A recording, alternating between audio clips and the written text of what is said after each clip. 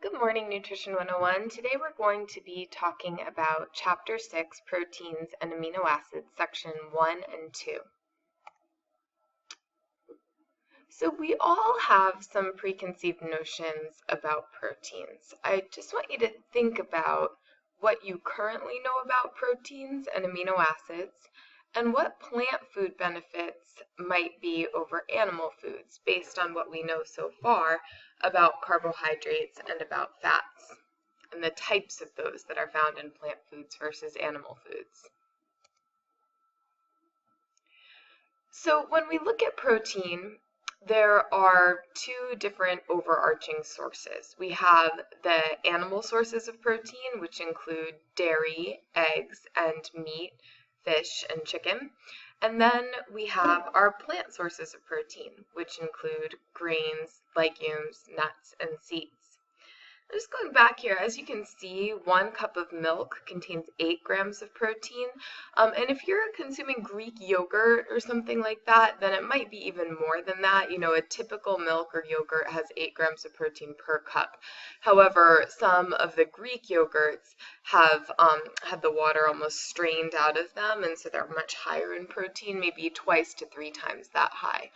1 egg has 7 grams of protein, 6 of which are in the egg white. An egg white can be considered almost a pure protein. And then 3 ounces of meat has over 20 grams of protein. Now, different meats are going to have different amounts of protein depending on their protein to fat ratio. So a leaner meat is going to have a higher number of grams of protein per ounce. Then we have 1 slice of bread, has around 2 grams of protein, a half cup of legumes, 6 to 10 grams of protein, half cup of rice, pasta, or cereal, 2 to 3 grams, and a half cup of nuts or seeds, 5 to 10 grams of protein.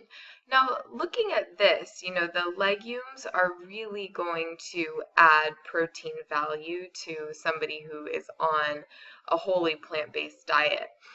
Nuts and seeds, although they contain the same amount of grams of protein per half cup, a half cup of nuts or seeds is going to pack around 400 calories in there. So 400 calories and 10 grams of protein, you know, is a pretty energy dense food and isn't something that we want to be eating all day long. But, you know, 1 to 2 servings of nuts or seeds each day is totally fine to fit into your plant-based diet. Amino acids are the building blocks of proteins. So every amino acid has this same structure.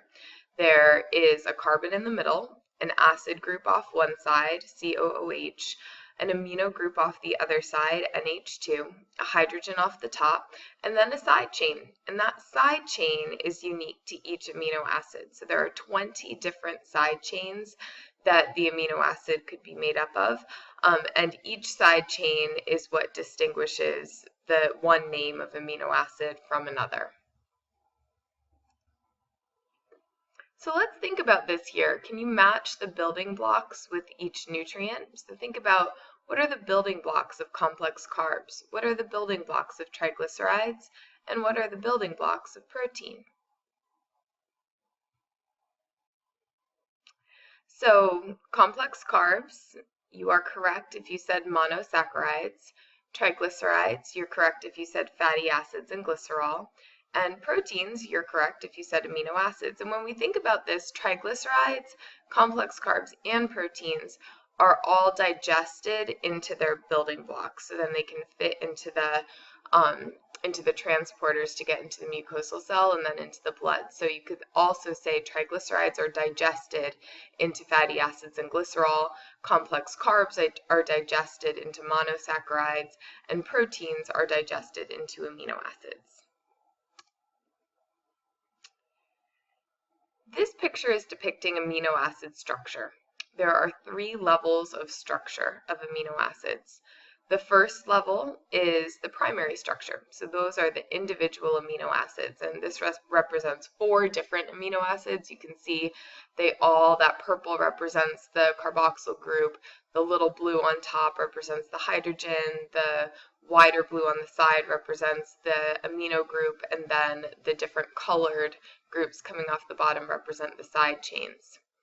Now, in order to bond the amino acids to form polypeptides, we remove water through a condensation reaction. So we condense these by taking water out and connecting them at the carboxyl group and the amino group. That's considered the secondary structure. Then, depending on the amino acid sequence, certain side chains are going to attract to each other.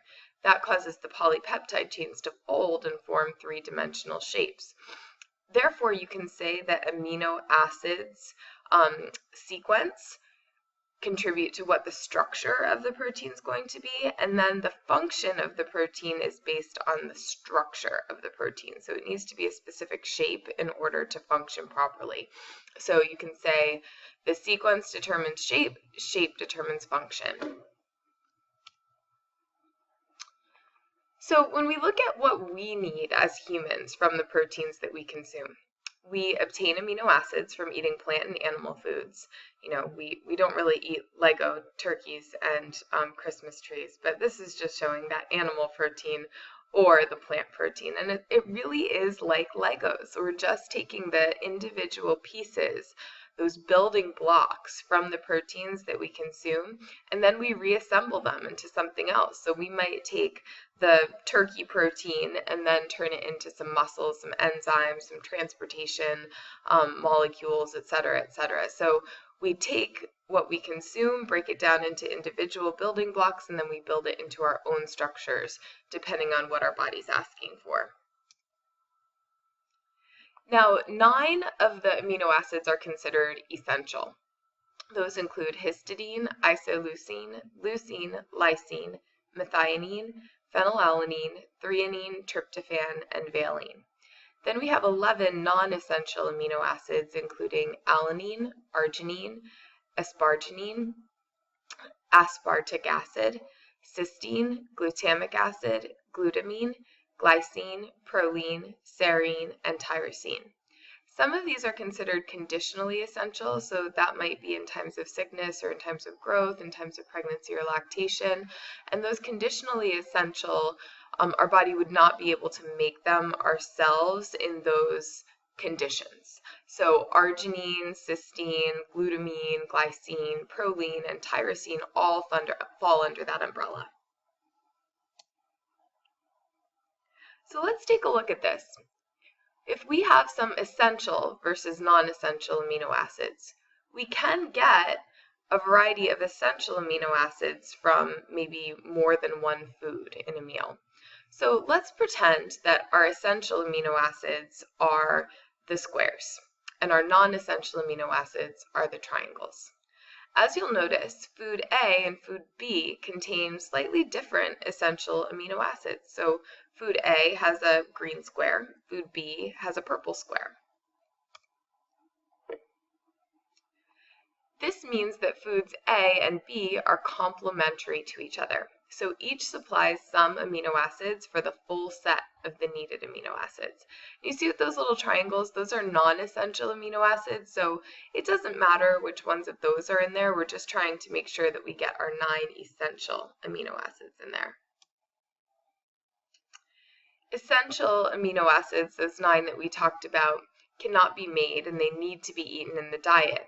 And then non-essential amino acids can be made from others. So the way this squares and triangles are supposed to be representing this is you can see that, if you have a whole yellow square, you can just cut it in half and make a yellow triangle, right? Same with the blue square.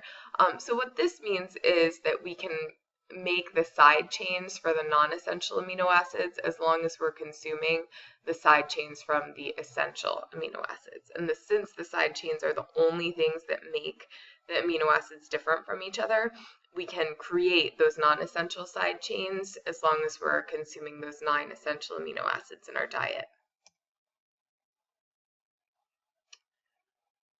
So some people might have seen this claim or warning label on a Diet Coke can or a light yogurt box or a sugar-free something or other. So this says phenylketonuria contains phenylalanine. So when something contains aspartame, which is also NutraSweet or the little blue packets of artificial sweetener Equal, they contain high levels of phenylalanine in them. Phenylalanine is an essential amino acid, so for most people it is not harmful. It's necessary and essential for life. However, people who have PKU, or phenylketonuria, they cannot metabolize phenylalanine in the same way that we can metabolize phenylalanine. So typically in normal metabolism, the essential amino acid phenylalanine is converted to tyrosine, a non-essential amino acid. In people with PKU, that reaction becomes blocked. Phenylketones result, which are toxic to the brain. And so people who have PKU have to eat quite a low protein diet and need to avoid any products that might contain excessive phenylalanine.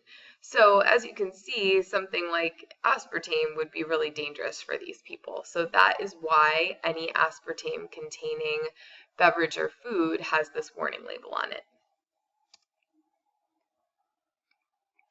So proteins are folded, right? And as I mentioned, they fold due to attraction between different amino acids on a polypeptide chain. So those different amino acids might attract to each other, creating these bends and folds, and that creates the structure of the protein, and the structure then determines the function. The first step of digestion of protein requires that we unwind these folds, so then we can hydrolyze or add water to the bonds between the polypeptide chain. This is called denaturation. So denaturation means that we're unfolding or unwinding the polypeptide chain, so we can have some surface area to act on it through hydrolysis reactions with specific enzymes. A classic denaturation example is cooking an egg, right? As soon as we crack that egg and it's exposed to heat, that little goopy yolk turns white, right? And it doesn't turn back. So that causes the protein to lose its function. We don't need functioning protein in our diet, right? We just are extracting the building blocks. So it's great to denature the protein before we consume it. That's totally fine. If we don't denature all of the protein before consumption, then we have this little backup plan in our stomachs with hydrochloric acid, because denaturation is going to happen with exposure to acid and with exposure to high heat. Heavy metals will also cause proteins to denature, but typically when we think about cooking or we think about soaking something in like a vitamin C or something like that for an extended period of time, we can denature that protein or start to denature that protein externally, and then our stomach acid will continue with that as we go through. So just to finish up, what you should have gotten from this lecture today is, 1, which chemical element is found in protein but not in carbs or lipid. The answer to that is nitrogen. So protein has the little amino group on each one of its amino acids. Carbs and fat are only made of carbon, hydrogen, and oxygen. What determines whether an amino acid must be consumed in the diet? That's determined by whether or not we can create the side chain for the amino acid. If we can't, then it becomes essential. And there are 9 essential amino acids and 11 non-essential amino acids. What determines the shape of a protein? The amino acid sequence determines the shape, because certain amino acids attract to each other. And how does denaturation affect protein function? Denaturation inhibits the function of protein, which is fine because we're just trying to extract the building blocks of protein after digesting and absorbing it. So next time we will come back and talk a little bit about protein functions. We'll talk about how those proteins are transported around our blood and rebuilt in our body. And then we will talk a little bit about protein needs and protein status and how we can make sure we're consuming enough complete or complementary proteins in our diet to ensure that we're consuming a full amino acid profile. Until next time.